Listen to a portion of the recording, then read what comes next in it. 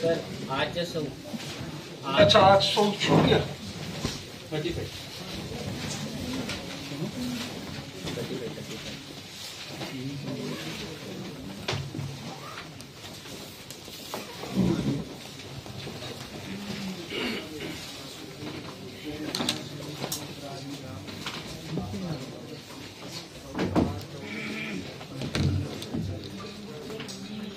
प्रथमा एक वचन का प्रत्यय जब परे हो तो पिता, माता, पिता, भ्राता और जामाता, ये जो पुल्लिंगवाची शब्द हैं, माता को छोड़ दिया, पुल्लिंगवाची जो शब्द हैं उनके अंत में सु परे रहते आ भी होता है। आ भी होता है माने पिता, कहीं कहीं पिया भी लोग महाराष्ट्रीय में बनाते हैं, मूल में पिता था, तो ये भी है। और विकल्प में पी आर रो, चूंकि अर हो जाएगा रिकार को, पिछले सूत्र से किया था, तो उसमें अकारांत बन जाएगा, तो अकारांत में अकारांत जैसे शब्द रूप बन जाएंगे पी आर रो। ठीक है, क्लियर हुआ? नहीं हुआ फिर से सुन लीजिए। इसमें पितृ शब्द के लिए मतलब जो तीनों जो शब्द थे ना, पितृ, भ्रातृ और जामातृ, इन तीनों शब्दों के लिए है पितृ, भ्रातृ, जामातृ, इन तीनों शब्दों के लिए है कि इन तीनों शब्दों के बाद यदि क्या आएगा, सु प्रत्यय आएगा तो उसको आ आदेश हो जाएगा, चा माने भी, आ भी होगा मतलब दूसरा भी होगा।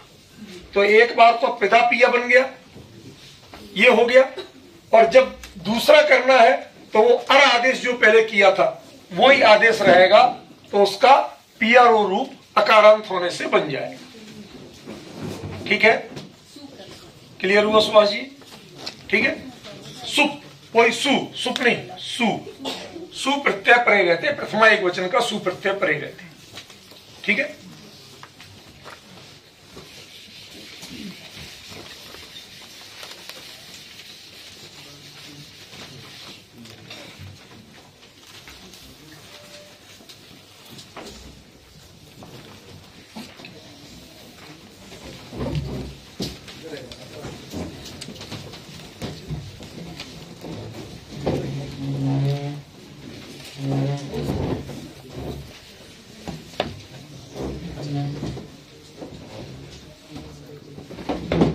राजन शब्द जो है, पधारी राजन शब्द से एक सीट और, हाँ हो जाएगा, वो पीछे जाएगा नहीं।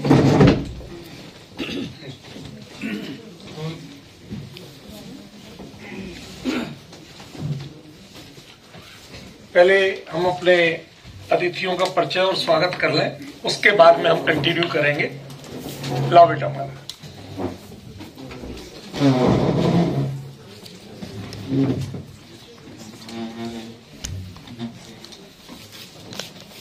हमारे मित्र डॉक्टर देवी प्रसाद जी त्रिपाठी, जो उत्तराखंड संस्कृत विश्वविद्यालय के पूर्व कुलपति भी हैं, हमारे यहाँ के साथी, यहाँ वास्तुशास्त्र शास्त्र विभाग में है।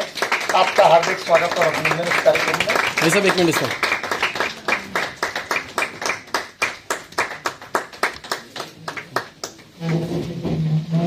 डॉक्टर सुंदर नारायण जी के यहाँ पर वेद विभाग में है, आपका हार्दिक स्वागत और अभिनंदन।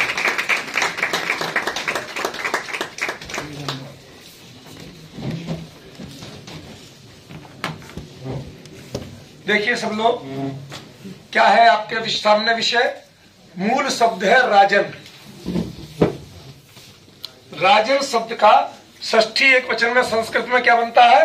राज्ञा।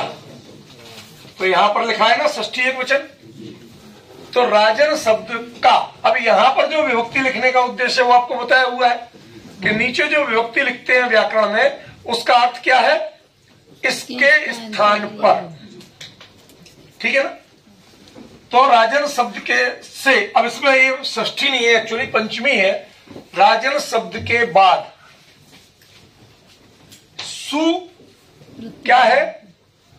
प्रथमा एक वचन का प्रत्यय, उसको सौ। सप्तमी क्यों लिखा?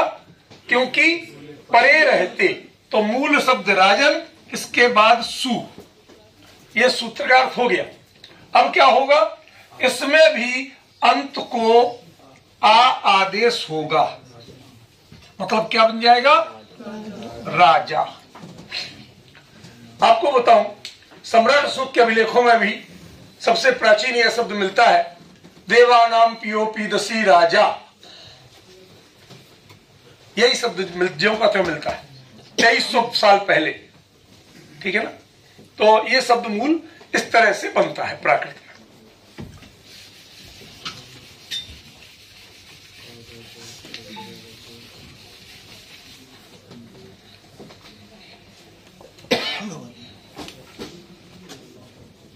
आमंत्रणे वा बिंदु, सप्तमी एक वचन, अव्यय प्रथमा एक वचन। किसमें, राज्ञा, ये षष्ठी। व्याकरण में यदि आपने षष्ठी और प्रथमा नहीं निकाली है सूत्र में, तो इसका मतलब आपका सूत्र अधूरा है, आप उसका अर्थ नहीं कर सकते। अर्थ करने के लिए दो विभक्तियां जरूरी है। क्यों, षष्ठी जिसमें है उसके स्थान पर परिवर्तन होगा, प्रथमा जो है वो परिवर्तित होकर आएगी। ये व्याकरण शास्त्र का फंडामेंटल रूल है, आधारभूत चीज है, जानकारी है, जो आप सबको शुरू से बताई है, वही यहां है। बताइए, षष्ठी आ गई, प्रथमा आ गई, सप्तमी, इस विभक्ति में अब यद्यपि संबोधन को कहीं विभक्ति माना गया, कहीं नहीं भी माना गया, पर रूप तो बनेंगे ही ना, हमें तो रूप बनाना सीखना है। तो संबोधन में राजन शब्द के लिए संबोधन का विभक्ति प्रत्यय क्या आता है, उसमें भी सु ही होता है। प्रथमा एक वचन में भी सु, और संबोधन में प्रथमा के ही प्रत्यय रिपीट होते हैं, ठीक है ना। तो वो होने पर वा बिंदु विकल्प से अनुस्वार होता है। बिंदु का मतलब नाम नहीं है, बिंदु माने अनुस्वार, ठीक है। तो जब हमने हे राज यहां तक तो हो गया था, अब राजा शब्द की जगह, राजा तो बन ही रहा है क्योंकि वो सु के साथ बना ही है, उसकी जगह विकल्प से अनुस्वार जब करेंगे तो पूर्व स्वर ह्रस्व हो गई होगा। तो हे राजम और हे राया, राजा कहो, राया कहो, ठीक है ना, ये रूप बनेंगे। ये किसके है, संबोधन एक वचन का रूप है। Is that clear? क्या है ये, संबोधन एक वचन का रूप है, ठीक है।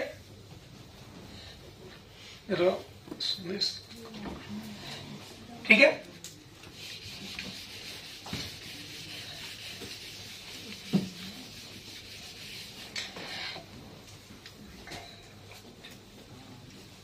काम करो, चलो। जस सस गशाम लो, जस खत्म हो गया,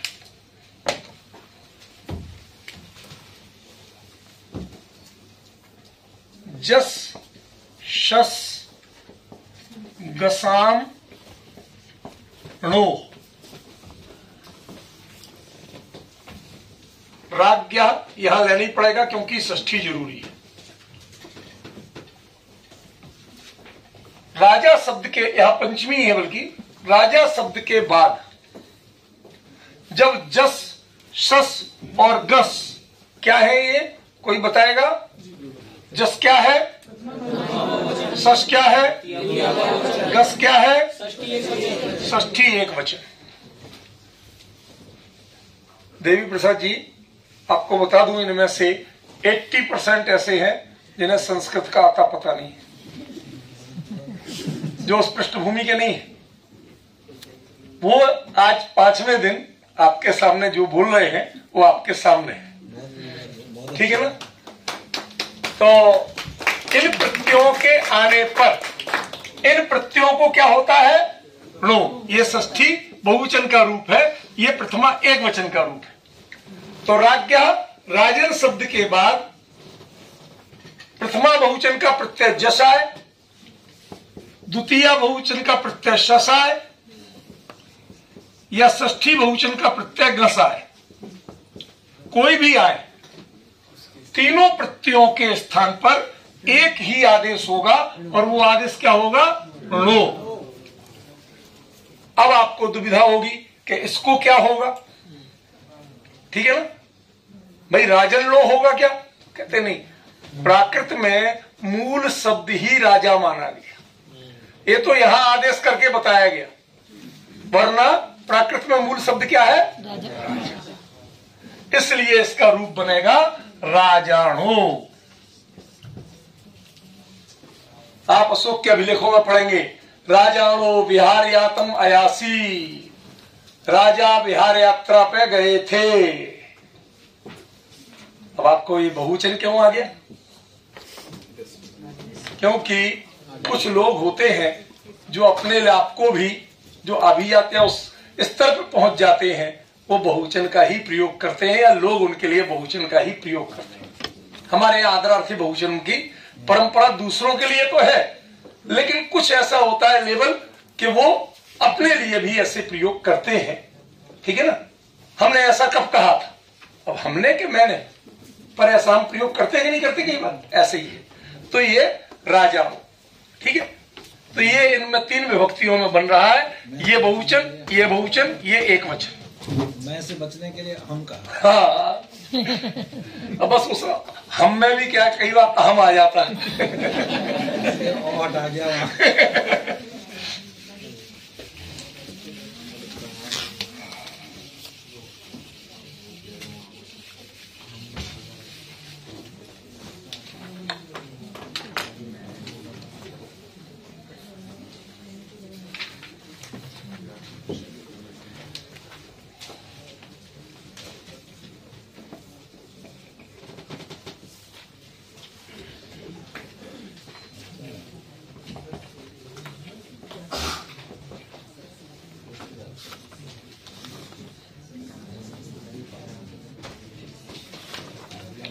कौन बताएगा बेटा? होम टेस्ट बताएंगे आप?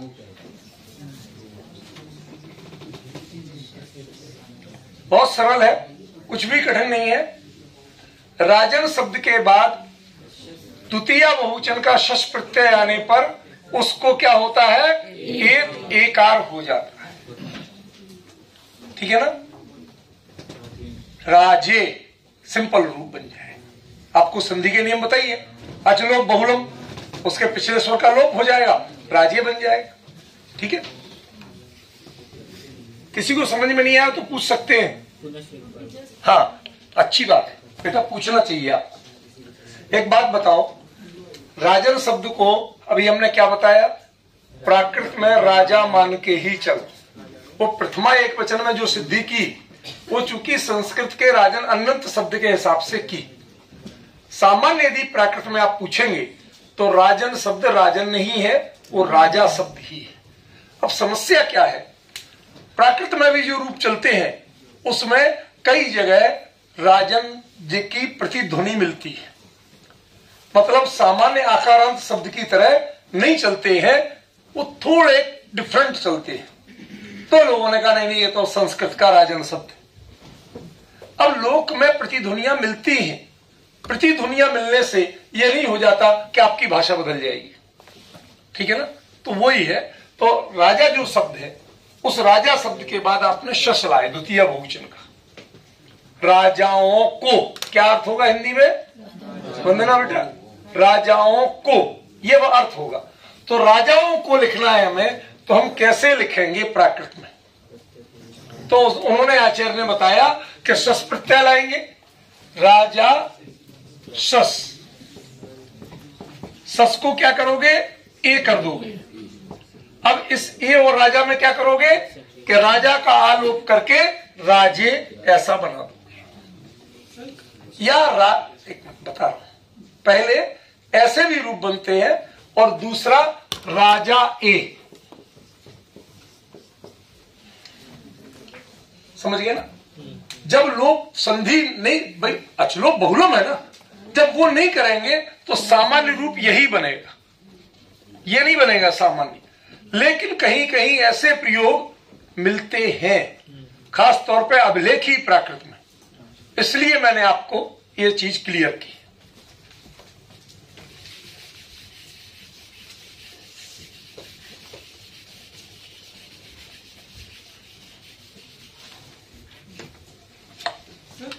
हाँ, तो सर ये द्वितीय बहुवचन में राजे और राजाणु दोनों ही प्रयोग बनेंगे क्या?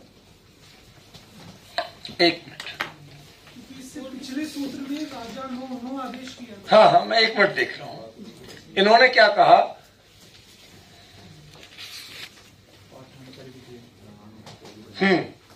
मैंने वो भी दिया। तो इसका मतलब जब भी कहीं व्याकरण में एक सामान्य विधान करने के बाद कोई विशेष दिया जाए तो उसे अपवाद सूत्र के रूप में लिया जाता है। जैसे आप बताइए, एचो यावा के बाद जो वरदराज जी ने वार्तिक लिखा, वो क्या नाम है सर, आपको तो याद ही होगा, गव्युति जिससे सिद्ध होता है। गव्युति की सिद्धि करते हैं ना, नहीं गो परिमाणेचा नहीं है, गलत मत बोलो, इतना नहीं भूलता हूं, समझ गए ना। तो वो जो है शुरू में एचो यावा सूत्र की वृत्ति में ही है वो वार्तिक, उससे गव्युति की सिद्धि होती है, गो यमायुति है। हाँ, समझ गए ना। तो वो जो है उससे हमें समझना चाहिए कि मूल सूत्र से जब कुछ रूप अलग भी मिलते हैं तो उनको अपवाद सूत्र कहते हैं। वो आपवादिक रूपों का विधान करते हैं, ये है और कुछ नहीं। आमोणम, राज्ञः आमोणम। आमो षष्ठी बहुवचन का प्रत्यय है, यहां पर रूप प्रथमा एक वचन, नहीं षष्ठी एक वचन का है, और ये प्रथमा एक वचन का है, ये षष्ठी एक वचन, पंचमी एक वचन है, सॉरी। अब कौन बताएगा संदेश बेटे, क्या होगा? राज्ञ शब्द में ना, राज्ञ शब्द के राजन शब्द, राज्ञ शब्द कहां से हो गया? सॉरी, राजन शब्द के परे रहते आम, यानी राजन शब्द के परे रहते राजन शब्द में के बाद आम यानी कि षष्ठी बहुवचन का प्रत्यय, उसके स्थान पर णम आदेश होगा। तो क्या बनेगा? राजा, राजाणम। रायाणम वो महाराष्ट्र प्राकृत की एक्स्ट्रा विशेषता है, वो कागज अच्छा तदा पायवाम लोपा, उससे होगा, उसके लिए निषेध नहीं। लेकिन अभी मूल से तो समझ लें कि असली काम हमारा राजा को राया बनाना नहीं है। इस सूत्र से क्या मूल काम है? आम को रम बनाना है और उसका रूप जानना है। तो वो चीज क्लियर कर ली हमने।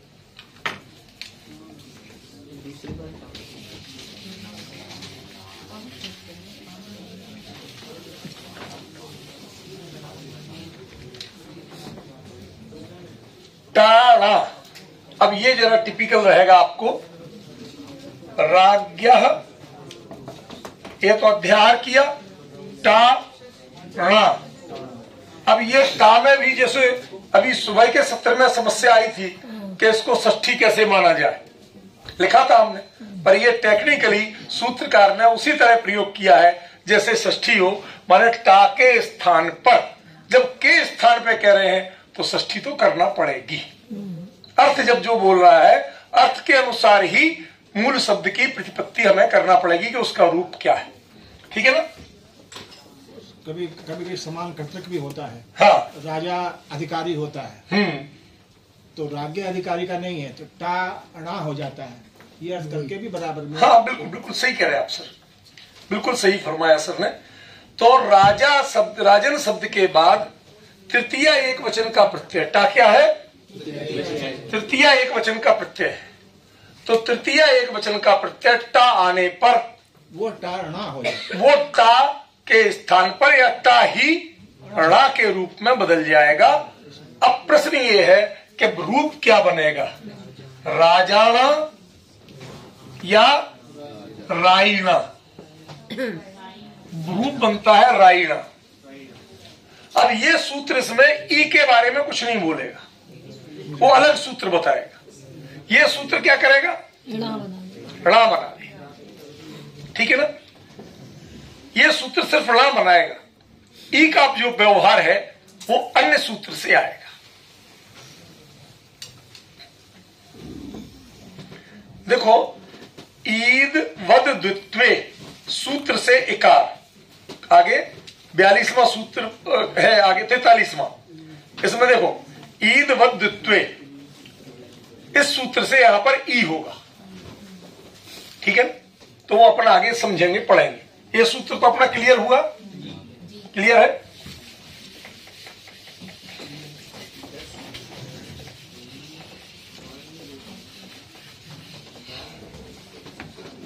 हमें सबसे ज्यादा संतोष इस बात का है त्रिपाठी साहब जी कि इनमें डिफरेंट पृष्ठभूमि के होते हुए हमें सबसे ज्यादा आश्चर्य एक पे है। ये बहन जो बैठी है ना, ये दुबई से आई है। ये अरबी और इंग्लिश सी ज्यादा जानती है, हिंदी बोल ही पाती है, लिखने का अभ्यास उतना नहीं है। प्राकृत समझ रहे हैं। और मेरे, लेकिन ये 2 साल से मेरे लेक्चर में जुड़ी रहती है। उससे फिर ऑनलाइन होता है ना रात को, उसमें जुड़े होने से धीरे धीरे मेरे आर्टिकल पढ़ना सीखा इन्होंने। फिर करते करते आज ये मुझे हिंदी में मैसेज भी कर लेती हैं। अब इन्होंने आज से प्राकृत में मैसेज शुरू की है। तो ये चीजें हम धीरे धीरे सीखें। एक लड़का 2 दिन के लिए आया, उसकी कोई मजबूरी हुई, जाना पड़ा। वो जयपुर है, वहां से पढ़ रहा। आज मुझे उसने प्राकृत में मैसेज लिख के भेजा। तो ये चीज आना चाहिए, उसके प्रति इतनी लगन होना चाहिए विषय के प्रति कि हम उसको कैसे भी सीखें, उसको सामने प्रस्तुत करें। गलत बोलना अपराध नहीं है, गलत लिखना उतना अपराध नहीं है, गलती को सही मानना अपराध है। गलती का आग्रह करना, मैंने जो कर दिया वो सही है, ये सोचना अपराध है। गलती किसी के सामने रखोगे, वो बता देगा, सुधार लेना। मैंने सुबह क्या कहा था, गलती और कांटा जिसके निकल जाए और जो निकाल दे उसका धन्यवाद करना। लेकिन आज जमाना ये है, कांटा निकाल दे तो धन्यवाद करते हैं, लेकिन गलती निकाल दे तो उससे दुश्मनी मानते हैं। भाषा आगे नहीं बढ़ता। हाँ, तो हम तो इस बात को सहर्ष लेते हैं और सभी का सादर धन्यवाद करते हैं कि सब लोग कितना हमारे से आत्मीयता रखते हैं और इस विषय के प्रति पूरे हमारे विश्वविद्यालय में, भले ही यहाँ 50 कमेटियों में लोग लगे हैं, काम चलते ही रहते हैं। सर भी अभी हमारे नेक कमेटी का वो फाइल करके आए हैं। लेकिन इन्होंने सुबह क्या दिया था, मैंने कहा था सर आ जाओ, आएंगे, हम जरूर आएंगे। आए, साथ में हमारे आग्रह पे भोजन किया और कार्यक्रम में भी आए। क्यों? हम देखना चाहते हैं कौन लोग आए, कैसे आए। हम चित्रों में देख रहे हैं कि लोग बड़े मनोयोग से पढ़ रहे हैं। तो ये देखो, आप लोगों की लगन का भी परिणाम है और इन लोगों की सदाशयता है। ये हमेशा जुड़ के रहना चाहते। हमारे विभाग, हमारे विषय के साथ इन्होंने हमेशा सौहार्द रखा, कभी कहीं विरोध नहीं किया किसी भी लेवल पे। और जगह भले ही चले, लेकिन यहां पर हमारा किसी से कोई विरोध नहीं है। विरोध क्यों करेंगे? विरोध क्यों करेंगे? हाँ, नहीं वैसे सर मैंने और जगह कहीं जगह ऐसा फील किया, लेकिन यहां मैंने हर किसी से इतना आत्मीयता का भाव अनुभव किया। हर कोई सहयोग करे। जैन साहब का काम चलो, प्राकृत का काम है चलो। तो ये जो हमने इनसे पाया, तो वो बच्चों आप सभी लोग सीखिए। ये वो परिवेश है कि जहां पर शुरू से जैन दर्शन रहा, स्थापना के काल से। लाल बहादुर शास्त्री जी, प्रधानमंत्री जी नहीं, विद्वान डॉक्टर लाल बहादुर शास्त्री, वो यहाँ पर आपके गुरुजी भी थे और यहाँ के जैन दर्शन विभाग के संस्थापक थे। उनकी कृपा से हम लोग की नियुक्ति हुई है। हाँ, वो जैन दर्शन के विद्वान थे, पढ़ाते थे, नहीं नियुक्ति उनके साहित्य में थी, पढ़ाते थे जैन। उन्होंने जो पढ़ाया जैन कई सालों तक, तब पोस्ट बनी। तब मैं आया, फिर मैंने पढ़ाया, फिर और 2 पोस्ट बनी उनकी कृपा से। तो ये बड़ा योगदान उनका। और हाँ। बड़ा अच्छे रुचि। तो हमें ये चीजें जानना चाहिए। एक और आपको बात बता दूं, आप लोगों को शायद पता नहीं होगा, सर तो सब जानते हैं, आपको पता नहीं होगा। डॉक्टर मंडर मिश्र जी ने इस विश्वविद्यालय तक पहुंचाया। कहां से पहुंचाया? जब बहुत योगदान। आचार्य विद्यानंद जी दरियागंज बालाश्रम में रुके हुए थे, वहां गए, इनसे कहा कि क्या चाहते हो आप? हमें संस्कृत की पाठशाला शुरू करने के लिए जगह चाहिए, हमें कहीं मिल नहीं रही। उन्होंने तुरंत आदेश दिया, सामने समंतभद्र दिगंबर जैन महाविद्यालय था, उसमें जगह दी कि यहाँ पर आप, और वहां पर दिन में क्लासें चलती थी। तो उन्होंने कहा कि रात्रि पाठशाला के रूप में शुरू करो। रात में लोग कुछ गिन चुन के पढ़ने आते थे संस्कृत, धीरे धीरे बढ़ी और बढ़ते बढ़ते आज इतना बड़ा कैंपस और इतने संसाधन, इतना स्टाफ है, तो ये उनकी कृपा है। उन्होंने श्रम किया, सेंट्रल यूनिवर्सिटी बन गई आज। पौधा तो कोई लगाता है ना, बढ़ के फल तो सब मिलते दे देते हर पौधा, लेकिन लगाने वाला और सींचने वाला भी कोई चाहिए। तो ये आप लोग इधर के इतिहास को जाने। शुरू से जैनों ने, साहू शांति प्रसाद जी हर रविवार को मंडल मिस्त्री जी को अपने घर भोजन के लिए बुलाते थे, साथ बिठा के भोजन कराते थे और पूछते थे कि आपकी संस्कृति गतिविधि कैसी चल रही है। उस जमाने में शुरुआत में 51,000 रुपए दिए थे संस्कृत के पाठशाला शुरू कर, जो पढ़ाएंगे उनको सैलरी मिले, कुछ का साधन मिले। तब से संस्कृत का, प्राकृत और जैनों का ये तालमेल बना हुआ है, एक दूसरे के लिए समर्पित रहते हैं। अब भेद होने लगा हो, पर रामलीला का हेड जैन, दिल्ली का रामलीला का वैदिक परंपरा के काम जैन, बहुत आपस में हम लोग मिलकर के कितना सर किया ये है। वसुधैव कुटुंबकम की भावना जिस दिन खो जाएगी भाई साहब, उस दिन आप अकेले घर में रह जाएंगे तो घर में लड़ेंगे। लड़ने की मानसिकता तो लड़ाएगी ही और कुछ नहीं कराएगी, ये ध्यान रखना। हमें अपनी मानसिकता बदलना पड़ेगी, पड़ोसी नहीं बदलना। बस बस हमने कमी ये कर दी कि हमने पड़ोसी को भगाना शुरू कर दिया। पड़ोसी मत बदलिए, मेंटलिटी चेंज कीजिए, प्यार से रहना सीखिए, इससे बड़ा कोई धर्म नहीं है। संस्कृत सिखाती है वसुधैव कुटुंबकम। चलिए थोड़ी थोड़ी बात ये भी कर लेते हैं, बच्चे कभी कभी थक जाते हैं, ऊब जाते हैं, तो बीच में एक आध बात थोड़ी कह लेते हैं। ज्ञान इतिहास का पता भी चले ना जी। क्या 42 में चलना ना? जी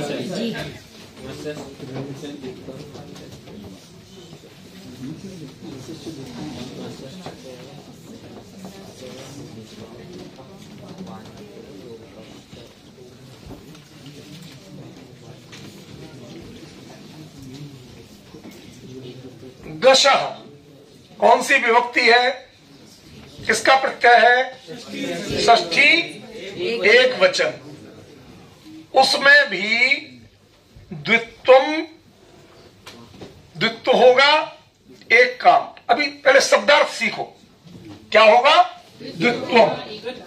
ये षष्ठी हो गई, ये अव्यय हो गया, वा भी अव्यय है। और अंत्य लोपश्चय, और अंत का लोप भी होगा। शब्दार्थ समझो, अभी सूत्र में लगाएंगे, पहले इन शब्दों का अर्थ समझो। यदि आप शब्दों का अर्थ नहीं समझ पाएंगे तो सूत्र कभी नहीं समझ पाएंगे। पहला परिचय जो हो रहा है उसको प्राप्त करो। पहला परिचय क्या कह रहा है कि षष्ठी एक वचन का प्रत्यय गस जो है उसके आने पर द्वित्व होगा और अंत का लोप भी होगा। ये भी प्रथमांत हो गया। अब प्रश्न ये है कि इसमें असली षष्ठी कहां है? तो ये राज्ञ असली षष्ठी है, क्योंकि शब्द तो बताया ही नहीं आपने, प्रत्यय तो बताया, शब्द नहीं बताया, तो अंत्यलोप किसका करेंगे? ठीक है ना? तो राजन शब्द के जो गस के आदेश जब हो, गस जो होगा तो राजन। अब इसके बाद में गस लाए। गस का सामान्यता क्या होता है? लो किया था ना, अभी लो विधान किया था ना। देखिए गस को किया आपने लो, ठीक है, और जन को क्या किया था? ई। तो क्या हुआ? राइनो हुआ ना। अब ये तो आप बना ही चुके थे, अब क्या कर रहे हैं भाई? राइनो तो आप बना चुके ना, अब क्या कर रहे हैं? सूत्र से क्या कर रहे हैं ये पहले पहचानिए। कहते हैं कि जो है वो उसको अंत में अंत का लोप करेंगे और मूल को ना को द्वित्व करेंगे।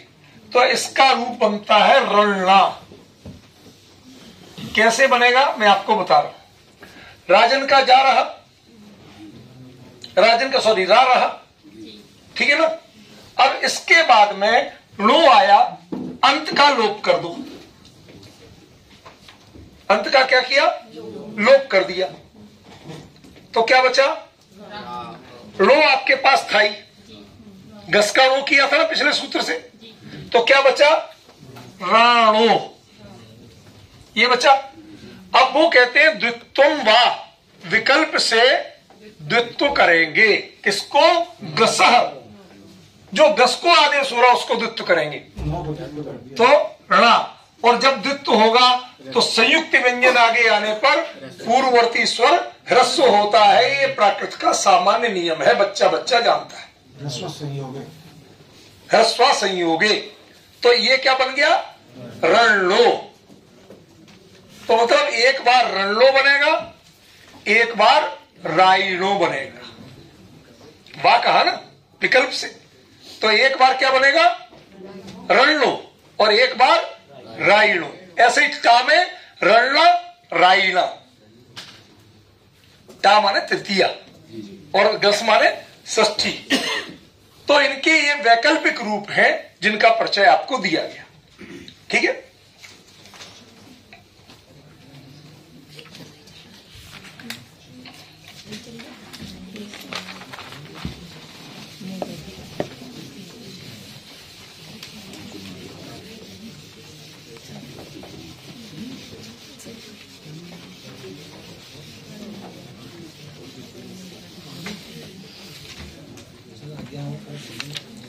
ठीक है सर, आप पधारे, बहुत अच्छा लगा।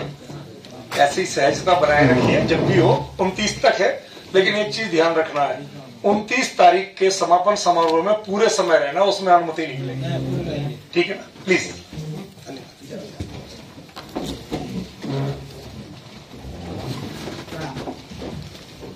दीनानाथ जी इधर आ जाइए।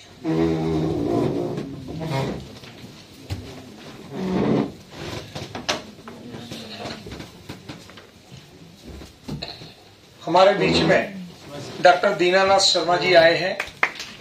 ये पहले गुजरात विश्वविद्यालय में प्राकृत के ही विभागाध्यक्ष और प्रोफेसर थे। विराजी सर, सहजता से प्रोफेसर थे। अब वहां से सेवानिवृत्त होने के बाद वाराणसी के प्रसिद्ध पार्श्वनाथ विद्याश्रम शोध संस्थान जो है, पीवी रिसर्च इंस्टीट्यूट वाराणसी कहलाता है, उसमें आप डायरेक्टर पद पर नियुक्त हुए हैं। उसके बाद पहली बार हमारे यहाँ आए, आपका हार्दिक स्वागत और अभिनंदन है। मैं आपको एक संस्मरण बता दूं, ये पीवी रिसर्च इंस्टीट्यूट वही है, सर को याद होगा, जब 1989 के आसपास पहली वर्ल्ड प्राकृत कॉन्फ्रेंस उसमें हुई थी, उसमें मैं और सर दोनों गए थे। मैं यहाँ नई नई नियुक्ति वाला था, 1.5 साल ही हुआ था। उसमें गया था, मैंने 2.5 पेज का पेपर पढ़ा था, बाकी सब लोगों के पेपर कम से कम 10-12 पेज से लेके 50-60, गुरुजी का तो 60-70 पेज का पेपर था। पंडित दलसुख भाई जी मालवणिया, नथमल जी टाटिया, ऐसे ऐसे विद्वान उसमें पैनल में थे जो लोगों के पेपर सुन के मार्क्स देते थे। आजकल तो लोग कुछ भी पढ़ जाओ, 5 मिनट पढ़ जाओ, ये संगोष्ठियों की परंपरा सत्यानाश हो गई, सर्टिफिकेटों ने सत्यानाश कर दी। ईमेल तो खराब है, हाँ आपने भेज दिया, देख लो। तो वो उस समय, प्लीज, उस समय लगभग 250 विद्वान आए थे देश से और विदेश से वहां पर, और मुझे खुशी है कि 2.5 पेज का पेपर 250 विद्वानों में सबसे फर्स्ट नंबर आया था। वो संस्थान इसलिए मुझे अभी भी याद है, यद्यपि उसके बाद दोबारा जाने का मौका नहीं मिला, लेकिन याद है। दीनानाथ जी कह रहे थे नहीं आपको बुलाओगे, मैं जरूर आऊंगा, मना किसी को नहीं करता। तो वहां के आप निदेशक बने, मैं आपका हार्दिक स्वागत अभिनंदन करता हूं। मैं चाहता हूं आपके सपरिया विधि हो, स्वागत की विधि, उसके लिए इधर आ जाए, जरा लोगों को फोटो लेने में आसानी होती है।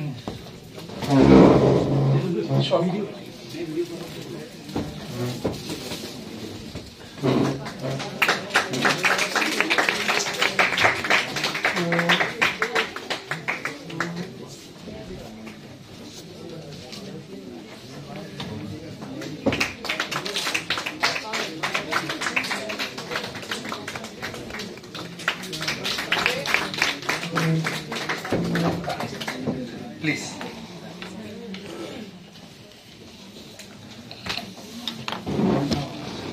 शास्त्र भी चलेगा और लोक भी चलेगा, क्योंकि प्राकृत में ये शास्त्र है और वह भाषा लोक की है, तो हम तो दोनों चलाएंगे लौकिक व्यवहार भी और शास्त्र की चर्चा भी।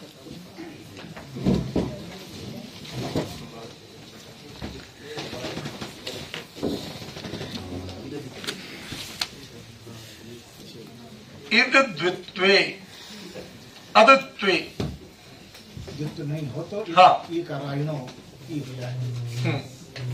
कहते हैं अद्वित्वे, द्वित्व नहीं होने की स्थिति में, पिछले सूत्र ने कहा था ना द्वित्वम च, कहा था ना, तो जब द्वित्व नहीं होगा तो क्या होगा?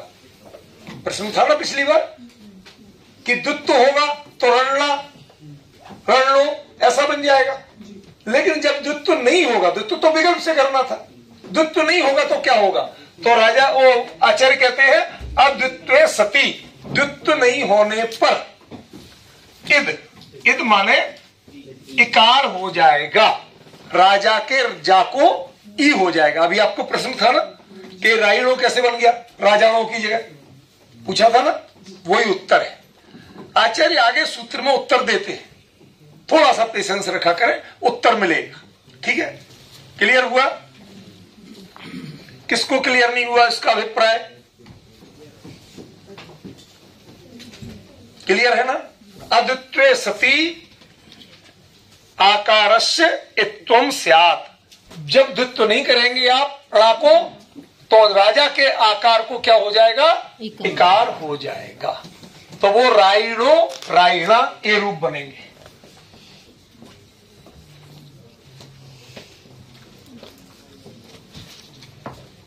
अच्छा एक चीज बताओ, थोड़ी सी जिज्ञासा आप लोगों से करना चाहिए, कभी कभी पूछना चाहिए छोटी छोटी बातें। ये जो आपने हिंदी में पढ़ा है राजा राणा छत्रपति है, राणा महाराणा ये शब्द चलते हैं, ये आए कहां से? ये क्या है?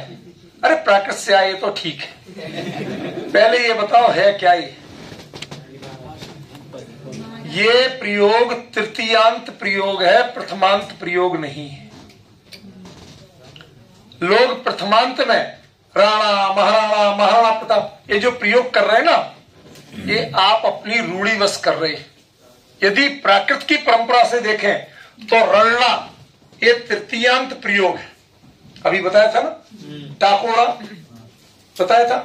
तो ये जो तृतीयांत प्रयोग है, इस तृतीयांत प्रयोग में से एक णा का लोप करते ही क्या बन जाएगा?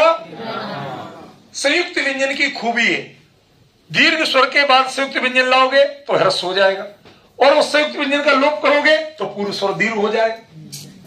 सिंपल बात है कि नहीं? तो ये राणा क्या है? तृतीयांत रूप हुआ कि नहीं हुआ?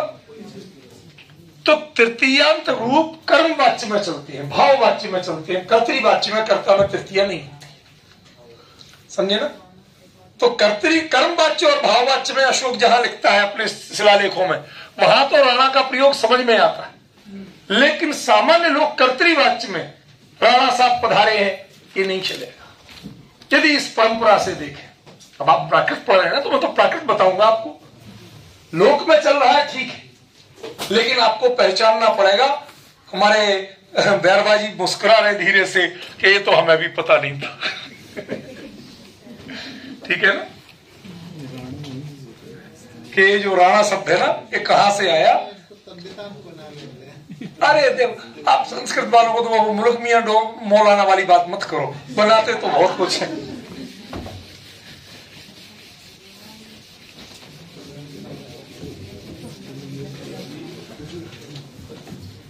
ये जो ओणादिगण और प्रसोदरादिगण ये बहुत से इसलिए बनाए गए कि जहां पर अब कोई दूसरा अपना ना कह पाए, सबको मैं अपने ही बताऊंगा, कैसे ही बताऊं, ठीक है ना? संस्कृत की विशेषता है, विद्वानों में होता है, वो अपनी हार कैसे मान ले, दूसरे को श्रेष्ठ कैसे मान ले, होता है। उन्होंने सृजन किया, उसकी सिद्धि भी करके बताई, उनको हम अपमान नहीं कर रहे। सर हमारे यहाँ निपातन की एक प्रक्रिया है, हाँ? निपातन करके उस प्रयोग को सिद्ध कर लीजिए। तो वो भी वही है, मतलब दूसरे का आपने लोक को स्वीकार कर लिया, हमारे यहाँ नहीं था, हम नियम नहीं बता पाए, लेकिन हम उसको बता रहे हैं कि हाँ है, हम भी मान रहे हैं। यास्क से शुरू कीजिए ना। वो अग्नि कहाँ से बना? अग्नि भी प्राकृत है, अग्नि से बना। अब वो मतलब जो स्वीकार कर लिया होगा, अग्नि चल पड़ा। तो हरों में प्राकृतिकरण तो होता ही रहा है। संस्कृत में जब पानी का समय आया तो जितने थे उन्होंने स्वीकार कर लिए, सीधी सी बात है। भवेद वर्णागमात् हंसो सिंहो वर्ण पर याद, तो सिंह बनाकर, सिंह कैसे बना करते? सिंह हिंस से बना, पर हम स्वीकार करते हैं। दिक्कत ये दोनों ने स्वीकार किया, प्राकृत ने भी। दो देशी शब्द और संस्कृत, इन दोनों को स्वीकार किया है। आपने नेमिचंद्र के जो आप ग्रंथ वगैरह हैं, कम्मों में मिलेगा, कम्मस में मिलेगा। हाँ, कम्मस्या प्रणाम, वो कम्मस्या तैव प्रणाम, कम्मों भी वही है, कम्मों के प्रयोग भी मिलेंगे। है। अब वो संस्कृत से लिया गया है, कम्मों लेकर के बना दिया, वो भी स्वीकार है। तो लेन देन की आपस में इतनी सहभागिता थी दोनों में, क्या आप स्वीकार करेंगे? भाई साहब, मान्यवर सर, आपके लिए नहीं कह रहा था, मैं इन लोगों को कह रहा था, ये लेन देन तो इतना चला है कि आप गिनती नहीं गिन सकते। असल में कौन सा शब्द कहाँ से आया, इसकी पहचान करने के खोजते खोजते लोग कहाँ से कहाँ पहुंच जाते। नूतन और नूतन दोनों संस्कृत में है, एक प्राकृत है। नूतन है, उसमें स्वरागम कर दिया, या नूतन था उसमें स्वरा करके नूतन बना दिया, प्रत्न प्रत करके। तो लेन देन में नियम दूसरों के भी स्वीकार करके, पर वो समय था पढ़ने के समय तक, उसके आगे नहीं। आप लोग आश्चर्य होगा सुन करके, जो है आप जो देखते हैं न्यायालयों में सत्यमेव जयते, यह शब्द है, पाणिनि ने उसका शुद्ध कर दिया। वो है प्रयोग, आज प्रयोग है, स्वीकार करते हैं, कोट करेंगे सत्यमेव जयते, पर आज नहीं लिख सकते। नहीं जयती करेंगे, क्योंकि पाणिनि ने उसको, जैसे मोदी जी ने 500 का नोट बंद कर दिया, 1000 का नोट बंद कर दिया, वैसे पाणिनि ने ऐसे चीजों को बंद कर दिया। ब्रह्मम, अब आपको उपनिषद में मिलेगा ब्रह्मम। अब ब्रह्मम का बनता ही नहीं संस्कृत में, ब्रह्मा बनता है ब्रह्मणि ब्रह्माणि, वहां अलग किया। शिक्षाम व्याख्या श्याम, शिक्षा शब्द मिलती है, ये शब्द है उसमें है। तो बहुत चीजें बदल गई। पाणिनि ने कहा कि नहीं ठीक, ओके ओके ओके। फिर अन्य ने जो भी प्रयोग होते थे देशी, उनको सबको लिया। पर प्राकृत ने जो संस्कृत को भी लिया और देशी शब्द भी लिए जी। आज आप संस्कृत नहीं जानते हैं तो दिक्कत, देशी शब्द नहीं जानते हैं तो दिक्कत। आपको असर होगा। उपासना शब्द का क्या अर्थ है? उपासना शब्द का अगर उपासना मिलता है प्राकृत में, तो उसका अर्थ है हयामत। कोई है जीवन करने वाला, देश शब्दकोश छपा हुआ है देशी शब्दकोश में, ऐसे शब्द आपको मिलेंगे। फेल देशी शब्द है, पर उसका अर्थ वहां यह है, वो आप नहीं जानेंगे तो प्राकृत के आगमों का आप कुछ कर नहीं सकते। जो मन चाह लिख दिया, कर दिया। जो बरमाना हो रहा है, कभी होगा तो बताऊंगा विद्वानों के समझ में क्या क्या गंदा हो रहा है। एकदम अनर्थ कर रहे हैं, क्योंकि संस्कृत नहीं जानते, देशी शब्द नहीं जानते, उस समय के शब्द क्या थे वो नहीं पता। आज उसका अर्थ बदल गया। अब अभियुक्त शब्द है, अभियुक्त माने जो दोष करता है। अब गीता में क्या कहता है? तथा चोक्तम अभियुक्त, भगवान के लिए कह रहे हैं। बताओ। और वो कह रहे हैं कि नित्याभियुक्ता नाम योगक्षेमम वहाम्यहम्, गीता कह रही है जो अभियुक्त है उनका मैं योगक्षेम करता हूँ। अरे वो अर्थ ही वहां अभियुक्त का नहीं, अभियुक्त का तो भगवान आप तो अपराधी मानते हो, भगवान के लिए कहा। भगवान से जो लगे हुए हैं वो अभियुक्त का अर्थ है। ऐसा अर्थ आप करोगे। विष्ठा शब्द, वेद में विष्ठा शब्द है आधार, क्या करोगे आप? आज का अर्थ बदल गया। निर्मम, निर्मम शब्द मुनि के लिए आता है। अब आपको बड़ा रखना उसका अनुवाद, जब हिंदी अनुवाद करें तो निर्मम ममत्वहीन, निर्दय नहीं, उसको समझ में आई लोगों का निर्मम भगवान मुनि, निर्मम है नाना, उसको ब्रैकेट में कर दो ममत्वहीन। ये नहीं करेंगे तो गड़बड़ हो जाएगा। केवल ज्ञान, अब केवल भगवान को केवल ज्ञान हुआ, क्या अर्थ हुआ? लोग समझेंगे भगवान को मात्र ज्ञान हुआ। अब उसमें क्या करना है? आपको मिलाना है। संगीत केवल ज्ञान को आप मिलाइए या इनके कामों में कीजिए, समास कीजिए, तब नहीं तो गड़बड़ हो जाएगा। लोग नहीं समझेंगे। उस समय के अर्थ, उस समय के अर्थ बहुत भिन्न है, उनको जानना आवश्यक है, तब आप कलम चलाइए। आज तो सब आते नंबर लेने के लिए कि हाँ है यूजीसी का नियम है तो कुछ लिख दो, कुछ कर दो। उसके साथ बहुत अन्याय हो रहा है, मैं कभी बताऊंगा। मेरे पास है। नहीं, सर ने जो बताया ना अभियुक्त शब्द, आप विद्यानंद स्वामी के श्लोक वार्तिक को पढ़िए, हाँ, अष्टसहस्त्री को पढ़िए, बारंबार भगवान के लिए वहां तथा चोक्तम अभियुक्त ही, वाह, पूर्वाचार्यों के लिए और भगवान केवली के लिए उन्होंने अभियुक्त शब्द का प्रयोग किया। आज इसका अर्थ दूसरा ही है। अब आज कह दो किसी को अभियुक्त तो वो लड़ने मरने को तैयार हो जाए। महाभारत में महाजनों के तो सपन था, महाजन पर गए हो रहा था, तो जितने भी बनिया है उनके पीछे चलो। अरे भाई वो महाजन का अर्थ वहां महापुरुष है यार, से उसको बदलो बाबा। नहीं, एक और आपने जो बात बताई, चलो आपको बता रहे, कुछ इस विषय से दूर वाले लोग भी हैं। संस्कृत में और प्राकृत में एक और समस्या है। 5 शब्द ऐसे हैं जिनके साथ पहले महा का प्रयोग कर दो तो उनका अर्थ अच्छा नहीं होता, बुरा होता है। महाब्राह्मण, महाब्राह्मण, महापंडित, समझिए ना, ये प्रयोग करो तो उसका अर्थ होता है महाब्राह्मण माने नीच ब्राह्मण, महापंडित माने मूर्ख। व्यंग्य हो गया बिल्कुल विचित्र। तो ये सब हमें धीरे धीरे समझना पड़ेगा कि असलियत क्या है। अभी तो अपन सामान्य समझ ले, इतना ही बहुत है, फिर विशेषता समझेंगे। तो कुछ बैठे लोग इसलिए हाँ, नहीं, अच्छी बात है सर, कुछ ज्ञान मिल जाए, कुछ चर्चा होना चाहिए सर। चर्चा नहीं होगी तो कोई फायदा नहीं है। वादे वादे जाए थे तत्व बोधा। आज आप लोग बताइए, सच बताइए, आज थोड़ी देर के लिए हम विषयांतरित हो रहे हैं। 5 दिन में पूरी जिंदगी में इतना कभी पढ़ा सीखा था?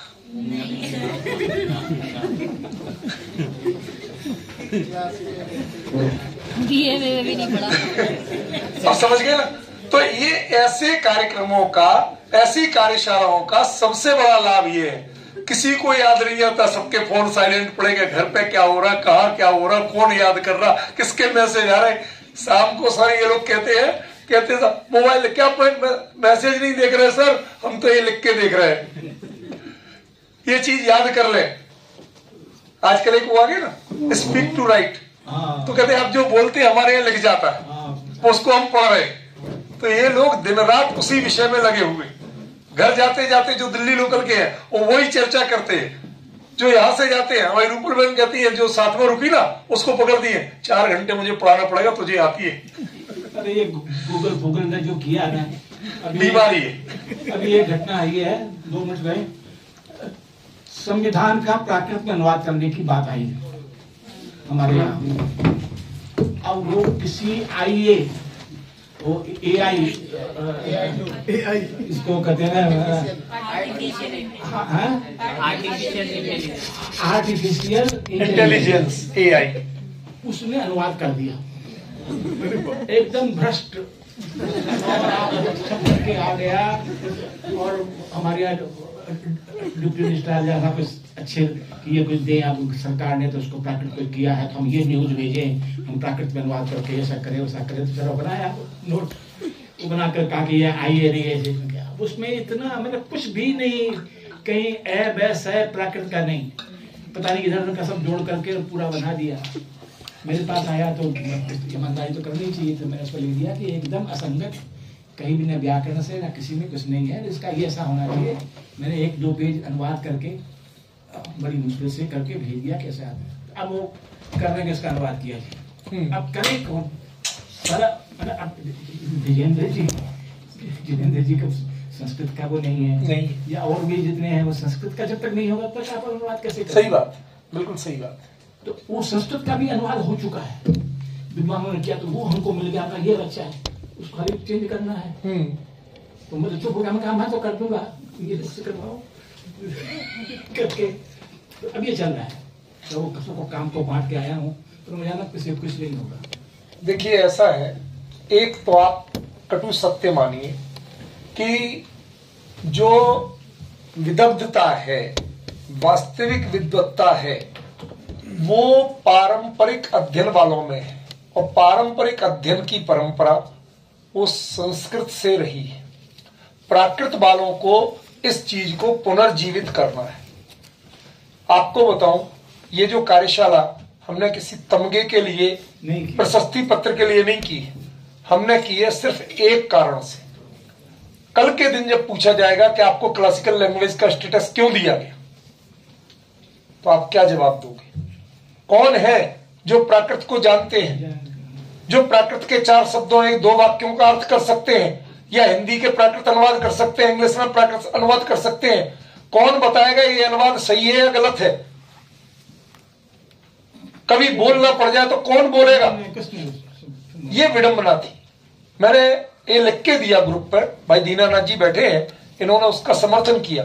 मैंने कहा प्राकृत में इतने भेद हैं, इतने रूप हैं, हमें सरकार को कोई एक प्राकृत बताना होगी। 10-20 प्राकृत यदि तुमने झगड़े बता दिए तो तय मानिए सरकार कहेगी भाई साहब इनको देके गलती की।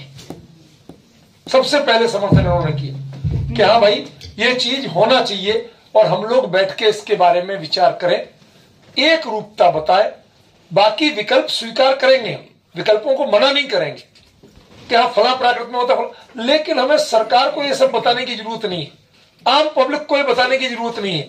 आम पब्लिक को एक मोटे मोटे प्रारूप दे दे भाई साहब ये है। इसलिए हमने प्राकृत प्रकाश चुना। हम उन विकल्पों, इसमें विकल्पों को परिशिष्ट जैसा दिया, 11वां 12वां जो 10वां 11वां 12वां परिच्छेद बनाया कि साहब ये सोरसनी का, ये पैसाची का, ये मागधी का है, मतलब वो विकल्पों को अलग कर दिया, सामान्य प्राकृत को एक रूपता से दिया। तो हमें वही देना है, हमें इन विवादों में नहीं डालना है, बल्कि सरकार ने जो मौका दिया है उसका हमें लाभ लेना है। ठीक है ना, इसलिए ये किया गया। चलिए अपन आगे बढ़े थोड़ा।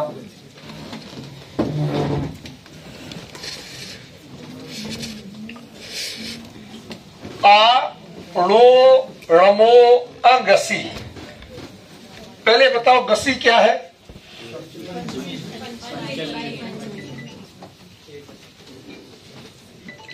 अब जरा सोच के रहना, इसे सप्तमी में कह चुका हूं, सोच के कहना, मैं कहता जा रहा हूं। विभक्ति सप्तमी में, विभक्ति का जो रूप है वो क्या है? इसमें जो ई दिख रहा है वो तो सप्तमी का है। अब आगे अंतर पकड़ में आ गया। ये जो मैं पहले लिखता हूं, क्यों लिखता हूं? ये इसलिए लिखता हूं ताकि ये रूप इसका है। तो रूप किसी शब्द का होता है तो पहले शब्द तो निकालिए, फिर उस शब्द का परिचय दीजिए। तो इसमें से निकलेगा गस, और जब गस निकलेगा तो वो षष्ठी एक वचन का प्रत्यय होगा। क्लियर हो गया? पंचमी का नहीं होगा। गसी पंचमी का होता है, लेकिन गसी यहां प्रत्यय के रूप में प्रयुक्त नहीं हुआ है। अगसी, गसी न होने पर, उसके अलावा तो फिर वो षष्ठी का प्रत्यय हो जाएगा। ठीक है ना? तो णो और णमो ये दो का प्रयोग ना हो, नहीं, णो और णमो का प्रयोग होने पर इनको आ होता है अगसी, जब वो गस यानी षष्ठी का रूप ना हो। कुछ समझ में नहीं आया ना? शब्दार्थ तो हुआ पर और छोर पता नहीं चला। सुनो, संस्कृत में एक विभक्ति अर्थ प्रकरण होता है। विभक्ति अर्थ माने जो सामान्य विभक्ति का प्रयोग होना चाहिए उससे भिन्न यदि विभक्ति का प्रयोग किन्हीं पर्टिकुलर के लिए प्रायोरिटी पे दिया जाता है, विधान किया जाता है, तो उसे विभक्ति अर्थ प्रकरण कहते हैं। जैसे नमा, स्वस्ति, स्वाहा, सुधा, अलम, वसठ, योगाच्च, चतुर्थी, नमा के योग में, स्वस्ति के योग में, स्वाहा के योग में आप लोग रोज पूजन पढ़ते हो, तो क्या पढ़ते हो जरा बताना? जन्म जरा मृत्यु विनाशनाय जलम निर्पामति, तो विनाशनाय चतुर्थी है। आदिनाथ तीर्थंकराय चतुर्थी, करते कि नहीं करते? इसका मतलब क्या हुआ कि स्वाहा के योग में चतुर्थी आती। तो एक प्रूफ तो मिल गया ना आपको, एक परिचय तो मिल गया, ज्यादा नहीं जानते हैं। तो भ्यम नमः भक्तामर में आता है कि नहीं आता है? तो भ्यम क्या है? चतुर्थी। नमा के योग में क्या हुआ? चतुर्थी। तब थोड़ा थोड़ा पहचान में आया। यहां क्या है? अब कुछ क्लू पकड़ में आया कि नहीं आया? चतुर्थी के स्थान पर प्राकृत में क्या होता है? और ये किसका प्रत्यय है? अब कुछ पकड़ में आया? धीरे धीरे नजदीक ले जा रहा हूं आपको, धीरे धीरे। ठीक है ना? जब णो और णमो ये दो जो है ये गस विहीन हो, षष्ठी के साथ नहीं जुड़ रहे हो, ठीक है ना, तो क्या होगा, उसको आ होगा। किसको होगा आ? तो देखिए इसमें क्लियर दिया हुआ है कि णोण राज्ञो, जो अभी तक अपने अनुवृत्ति चल रही थी वो क्या चल रही थी, राज्ञा। राजन शब्द के साथ बात इधर रखो, राजन शब्द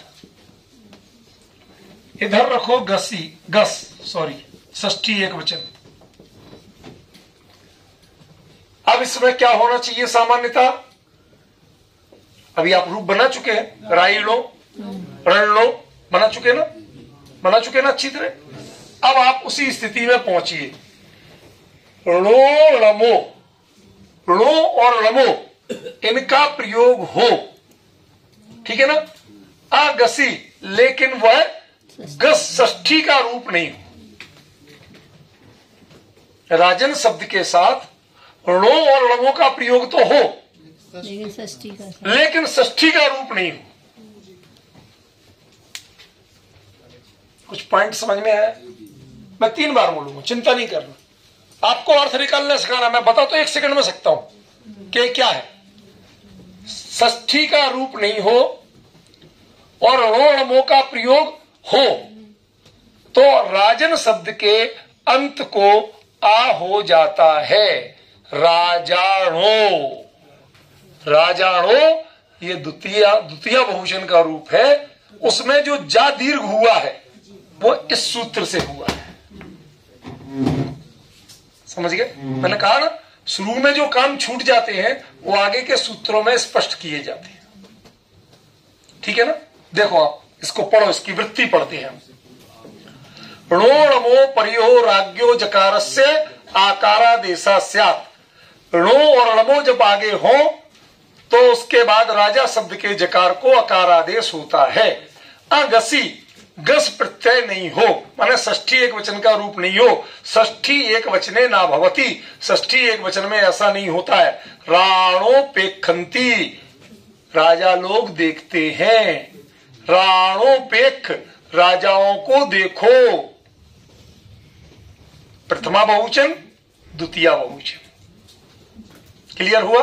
मैंने यही कहा था ना कि वहां बनेगा, गस प्रत्यय वाले रूप में नहीं बनेगा। शुरू से आप पढ़ रहे जस ससी गस, ऐसा पढ़ रहे ना, तो ये जस और ससी में बनेगा, गस में नहीं बनेगा। षष्ठी एक वचन में नहीं बनेगा, प्रथमा और द्वितीय के बहुवचन में बनेगा। और उसमें जो आ दीर्घ होगा वो दीर्घ नहीं होगा, बल्कि जा की जगह आ आदेश होगा।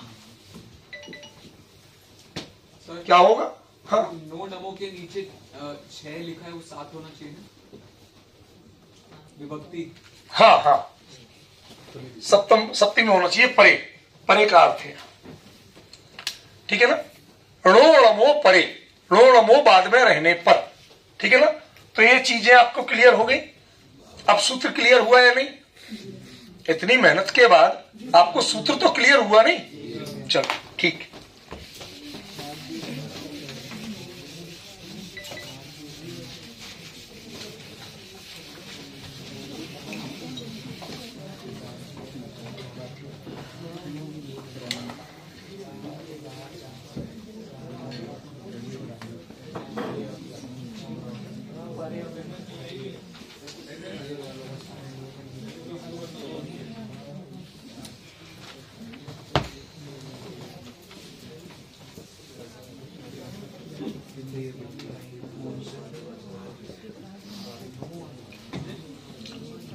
अब मजे की बात है इसमें, वो तो लिख दिया मैंने, ये रूप तो है षष्ठी का, तो फिर यहां प्रथमा क्यों लिख रहा हूं? अपणो अपाणो, ये रूप किसका है?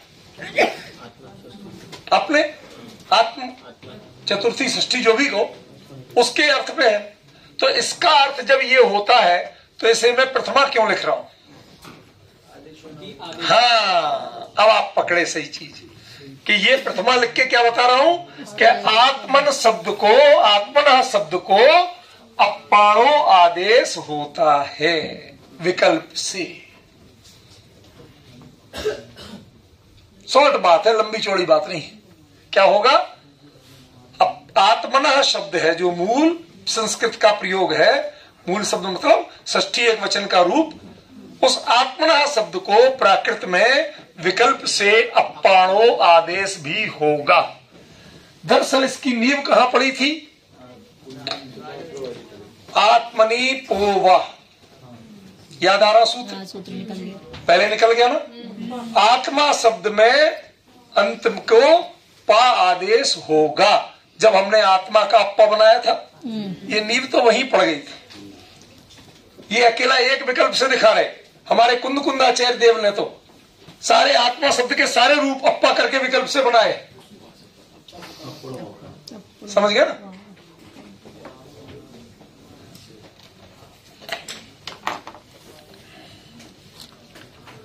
क्लियर हो गया?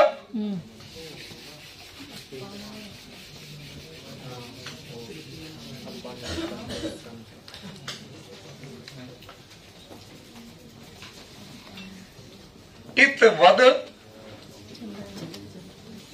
नहीं, इत तो एक मिनट बेटा। इत्व द्वित्व वर्जम राजवद अनादेशा।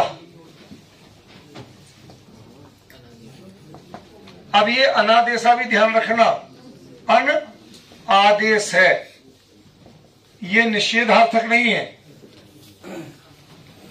क्या? ये अन का आदेश होता है, ये लिख रहे हैं। अनादेश माने आदेश नहीं होता, ये नहीं लिख रहे हैं।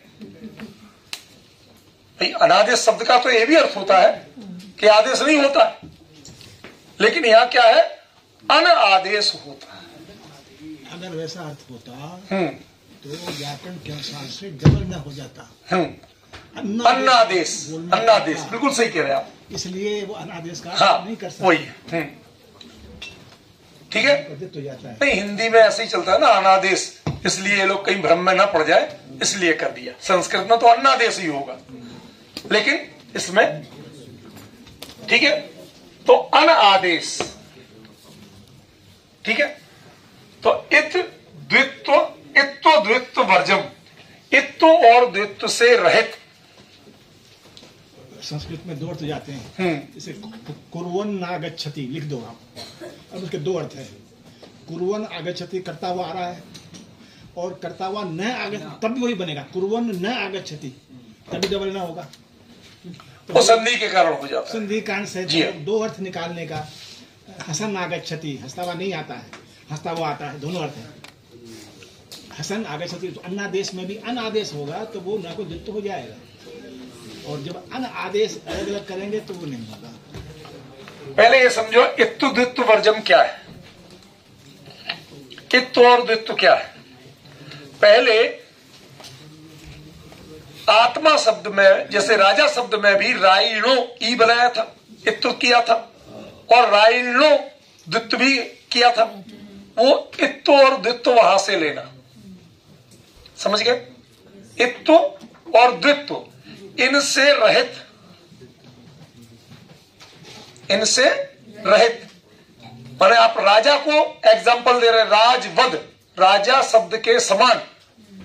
तो राजा शब्द के समान कहे तो राजा शब्द के समान इत और द्वित्व को मत ले लेना, इत और द्वित्व को, वो दो चीजें छोड़ दो। बाकी राजा शब्द के समान अन आदेश होता है। ठीक है, तो अप्पा भी बनेगा और अप्पाणो भी बनेगा।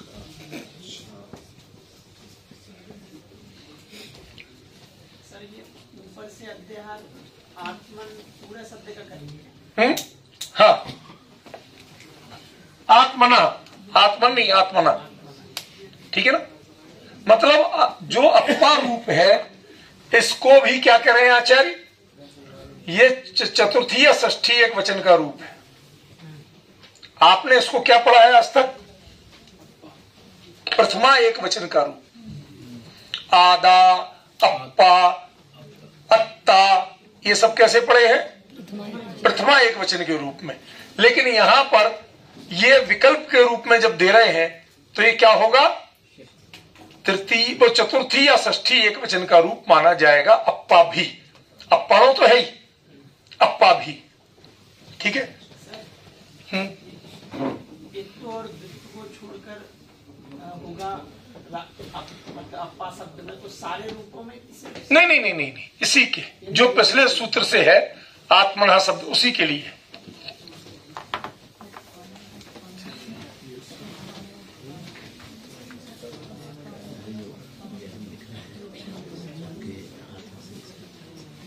ये जो आगे दिया है देखो, इसको थोड़ा पढ़ो। इत्तु द्वित्व वर्जम राजवद अनादेशा आत्मन शब्दस्य राजवद कार्यम स्यात्। इद द्वित्वे वर्जित्वा, इत और द्वित्व को छोड़कर, इद द्वित्वे गसश्च द्वित्वम वे इत्यादि वर्जित्वा अन्यासु विभक्तिषु राजवद कार्यम स्यात् नातु आदेशा। राजा के समान कार्य होंगे लेकिन कोई आदेश नहीं होगा। अप्पाणो, अप्पाणा, अप्पाणम, अप्पाणे, अप्पाणे, इसमें तो सारे रूप ही दे दिए इन्होंने। मैंने कहा था ना, अप्पा शब्द मूल में जैसे अत्ता है, जैसे आधा है, ऐसे ही अप्पा भी आत्मावाची मूल शब्द है, वो दे दिए। पक्षे विकल्प में अप्पा, अप्पाणो इत्यादि राजनवत, ये राजा के समान ऐसे चल जाएंगे।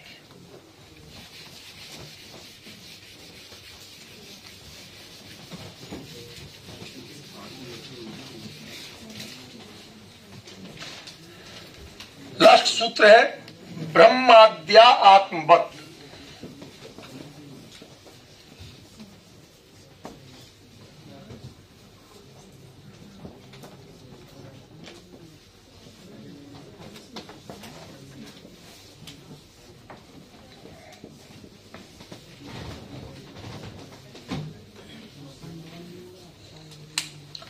कोई बताएगा यहां ब्रह्माद्या में प्रथमा क्यों दी मैंने?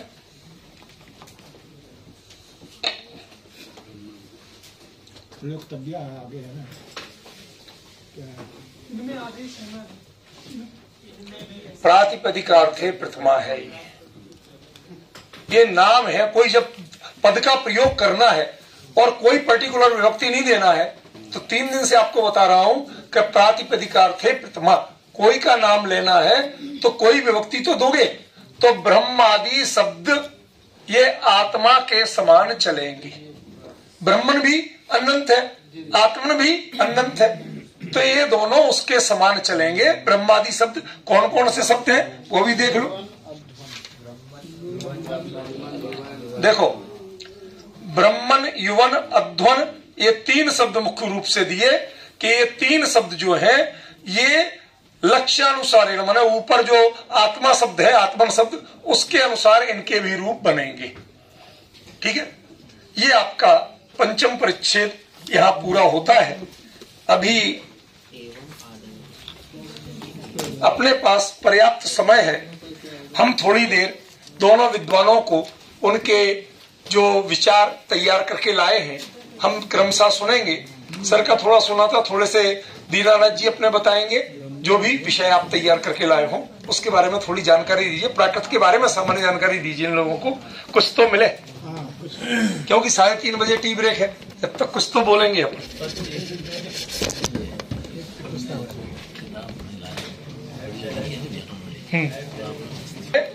डॉक्टर दीनानाथ शर्मा जी ने एक बुक बनाई है, सर्वांगीण प्राकृत व्याकरण एवं अभ्यास, उसकी बुक बनाई है। वो बुक की प्रति लाए हैं, तो यह बुक की प्रति आप सबके बीच में वह प्रकाशित हो रही है, जानकारी में दी जा रही है। ठीक है ना, तो ये सादर स्वीकार करते हैं। अब इसमें आपने क्या नया किया जो थोड़ा बताइए, जब तो इनको प्रेरणा मिलेगी। नया प्रकाशन है ये तो अच्छी बात है, पर थोड़ी सी जानकारी भी दीजिए तो उनको खुशी होगी कि इसमें आपने नया क्या किया है।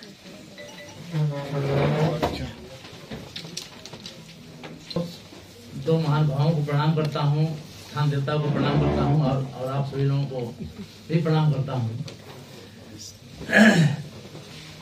जिस स्तर से सुधीर जी आदिनाथ ने वृषभ सेन के लिए, जो बाद में उनके गंधर्वी बने थे, उनके लिए गंधर्व शास्त्र माचख्यो यत्राध्याया स्वतः परम गंधर्व शास्त्र पढ़ाया था, जिसमें 100 से अधिक अध्याय थे। तो ये आदिनाथ का काल कब का है? और आपको प्रसंगवश एक बात बता देना चाहता हूं। कुछ चीजों का मैं संयोगवश प्रत्यक्षदर्शी बना। जब मैं तिब्बत में कैलाश यात्रा पर गया, वहां पर मैंने प्रत्यक्ष देखा कुछ चीजें जो हमारे पुराणों में कही गई हैं, जिनको हम पुरानी बातें कह के टाल देते हैं। मेरे पास पूरे प्रमाण है, मैंने बुक भी प्रिंट करा दी है उसकी, अष्टापद कैलाश के नाम से। पूरा पहाड़ जब हमारे पुराणों में लिखा कि काकड़ी रत्न से काट करके उसमें मंदिर भरत चक्रवर्ती ने 72 जिनालय बनाए थे। नहीं, वो लिखा तो दूसरे उस पे, या यहाँ पर नहीं, वो तो दूसरा पर्वत है जहां पर चक्रवर्ती अपना नाम लिखने जाते हैं। अब सुनिए मजे की बात, वहां पर मेरे पास चित्र है, पूरा का पूरा पहाड़ यूं कटा हुआ है, ऊपर से आ रहा है, उस पर बर्फ भी पड़ी हुई है, साइड में पहाड़ बिल्कुल कटा हुआ है। पूरा पहाड़ कौन काटेगा? भूस्खलन भी नहीं है वहां, बारिश से भूस्खलन होता है, वहां बारिश ही नहीं होती, भूस्खलन होगा कहां से? अब इतना प्राचीन और उसमें कटे हुए जगह में मंदिरों की पूरी पूरी आकृति दिखती है। मैंने गिने तो 2 पहाड़ के 2 पार्श्वों पे 24 जिनालय। तो ये सब चीजें गप्पे नहीं है जो हमारे पुराणों में दी है।